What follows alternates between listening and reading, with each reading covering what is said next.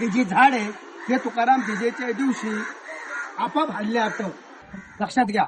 आमचा जन्म माझ्या महाराजांच्या घरात आहे. तुकाराम महाराजांना 3 मुलं, विठ्ठल, माधव, नारायण. त्याच्या 3 मुलापासून आमची परंपरा आहे. मी या ठिकाणी माहिती देतो.